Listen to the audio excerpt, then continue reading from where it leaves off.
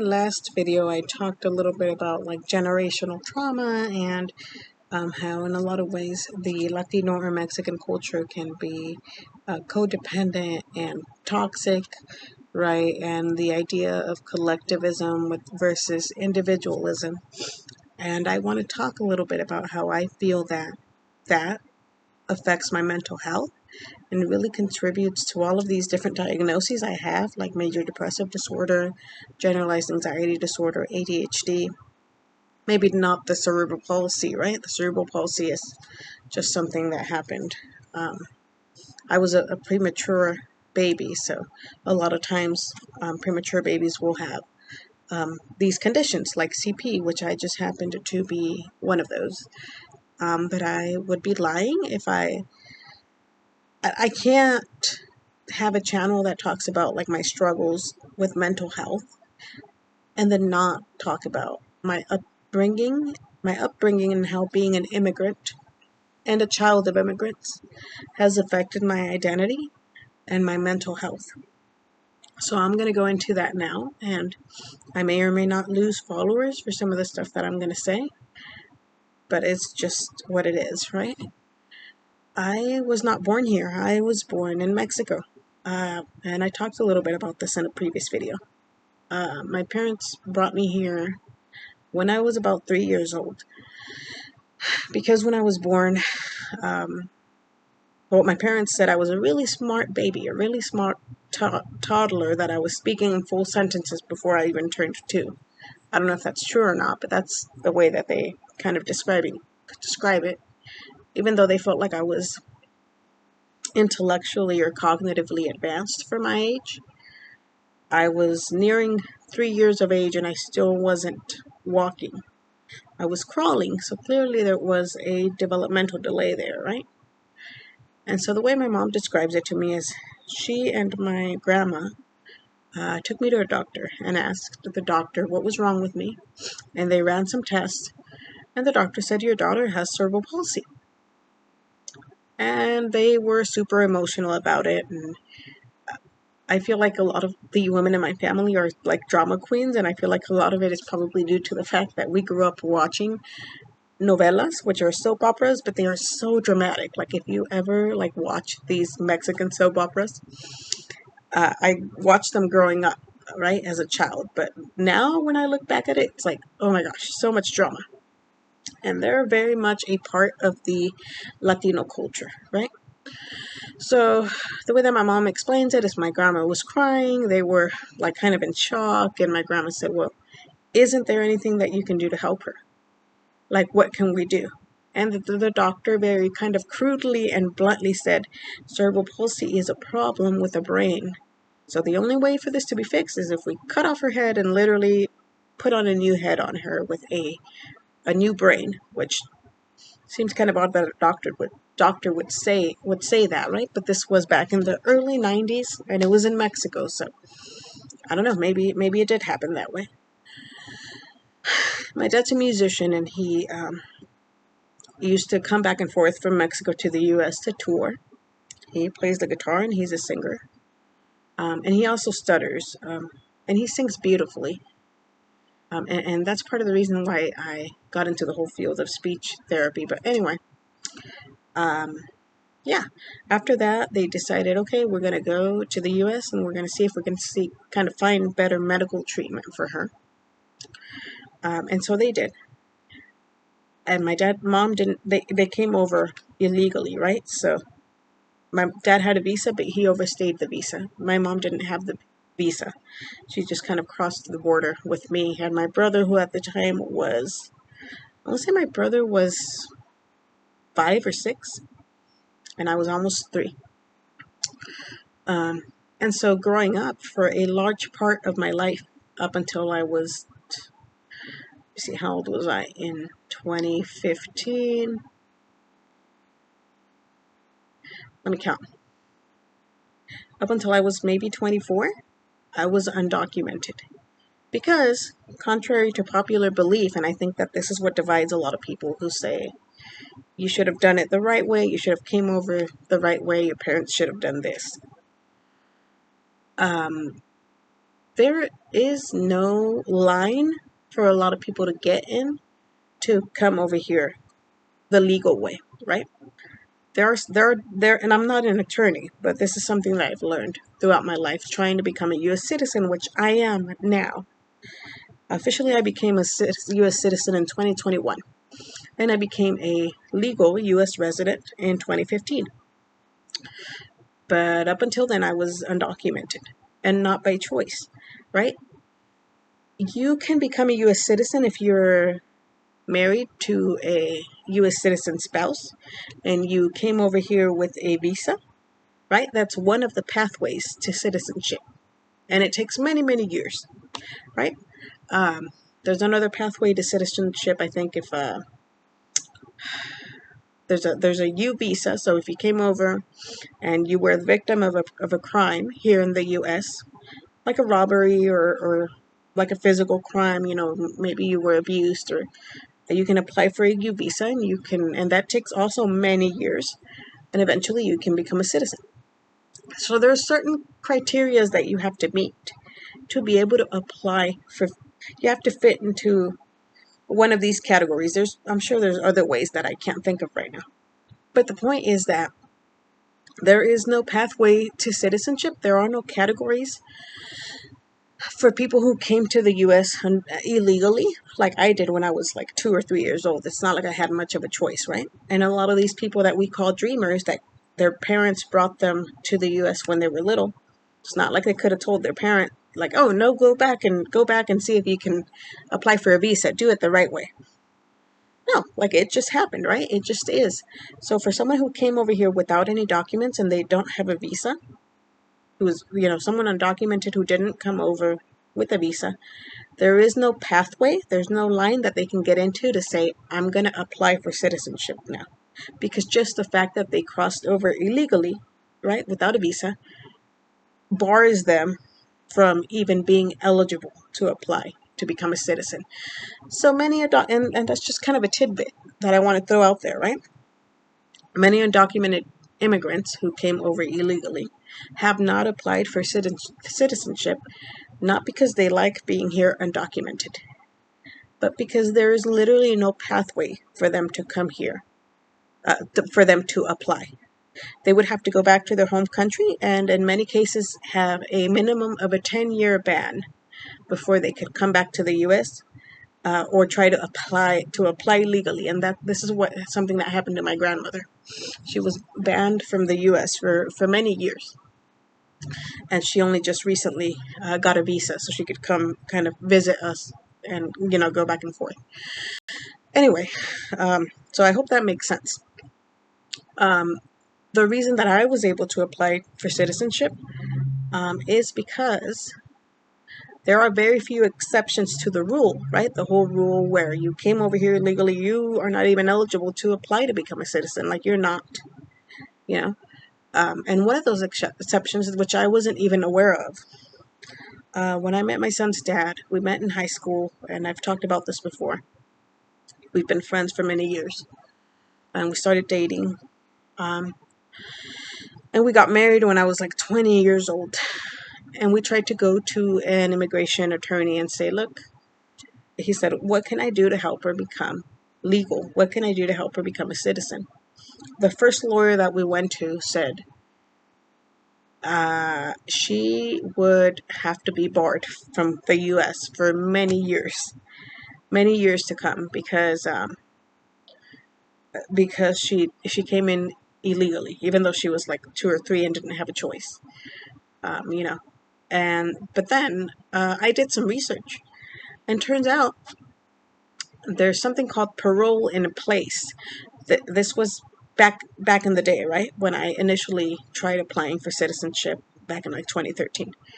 Parole in place applies specifically to military families or people who are spouses of military members, which my son's dad at the time, he was in the Marine Corps.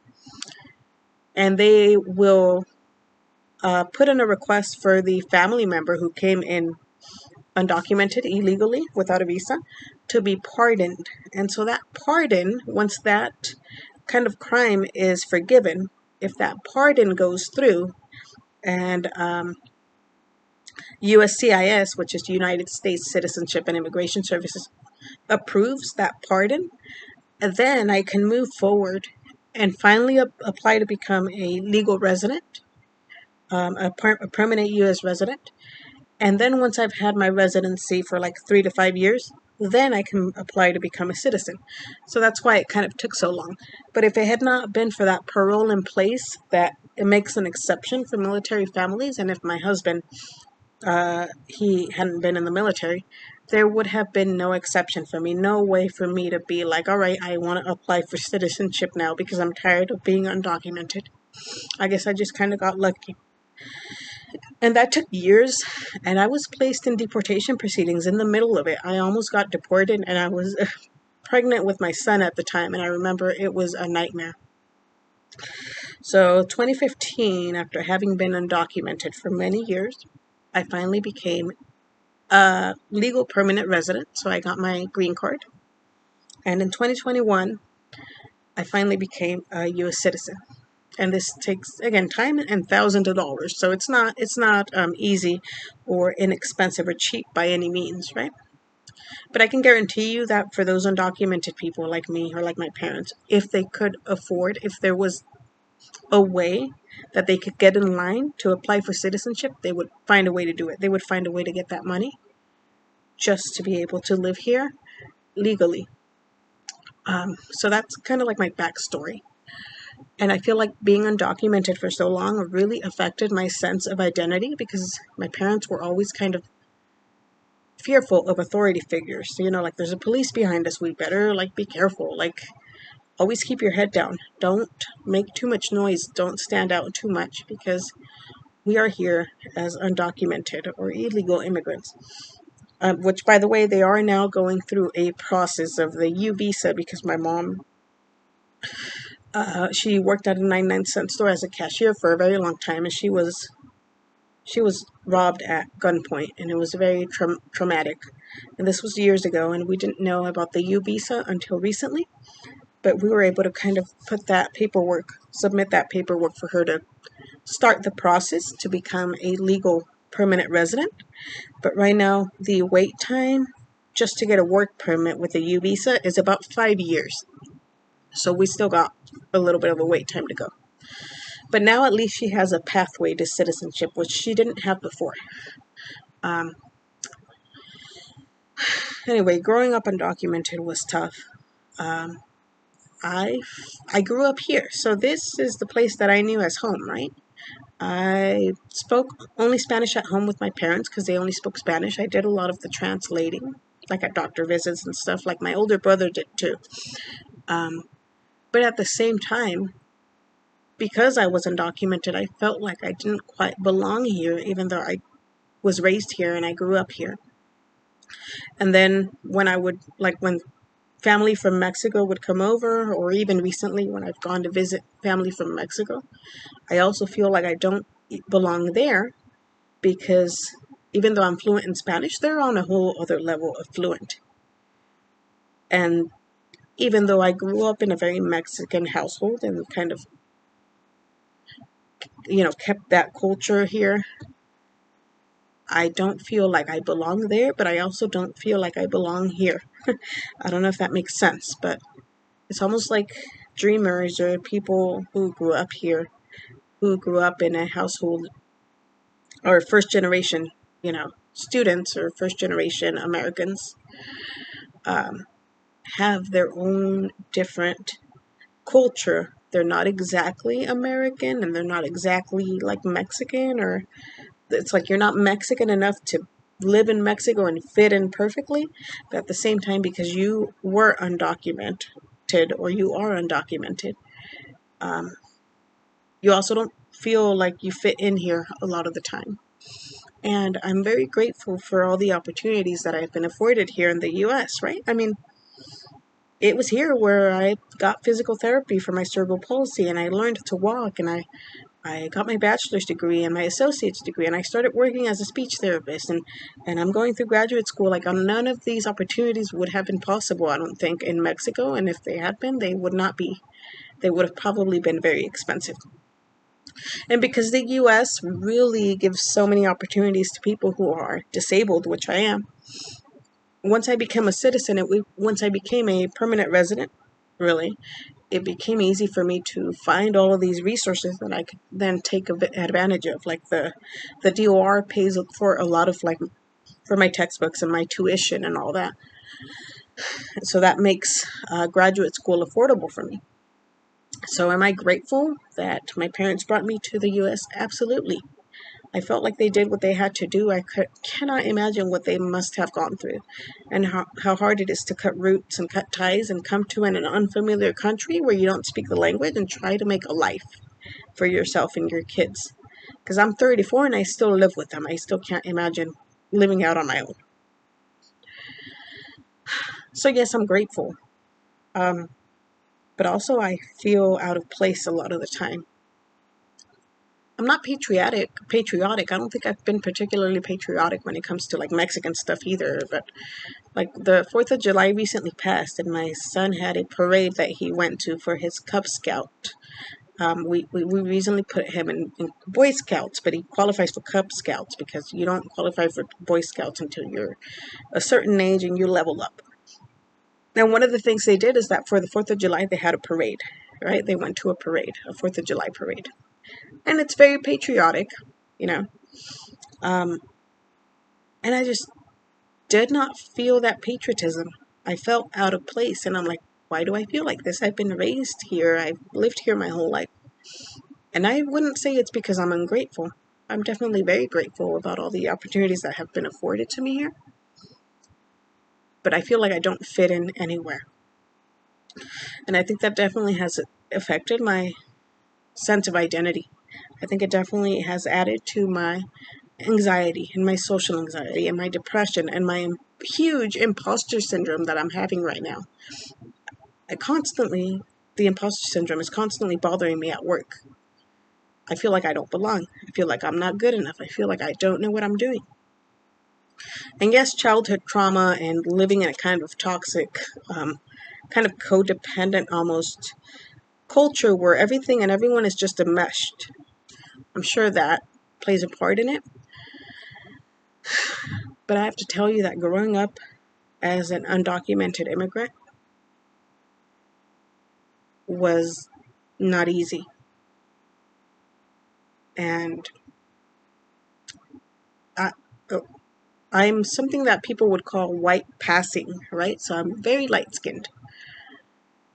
I've had divorce lawyers and immigration lawyers in the past, and one of them said to me once when they found out that I was born in Mexico, he said, "Wow, you don't even have an accent."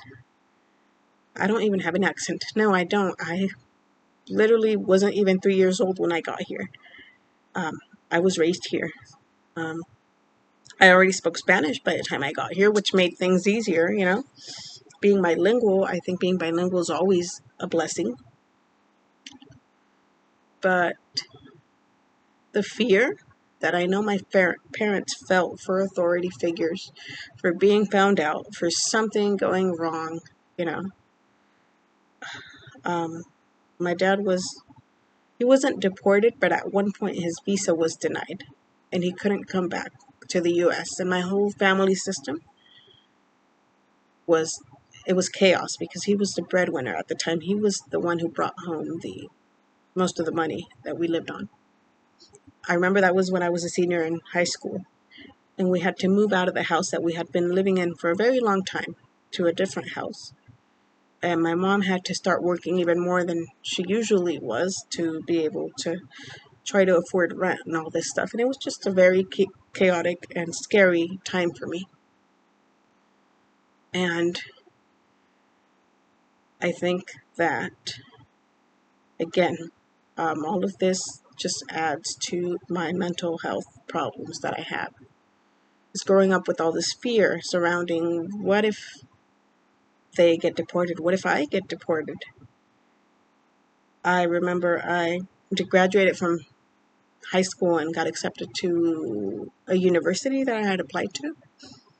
And my dad was paying entirely out of pocket for my tuition, which was thousands of dollars, because not only did I not qualify for financial aid at the time because I was undocumented, I was being charged twice the financial aid that a student normally would, because even though I've lived here all my life, they didn't count me a resident, so they were charging me a fee as if I was an out-of-state student. So it was twice as expensive. I didn't get any financial aid.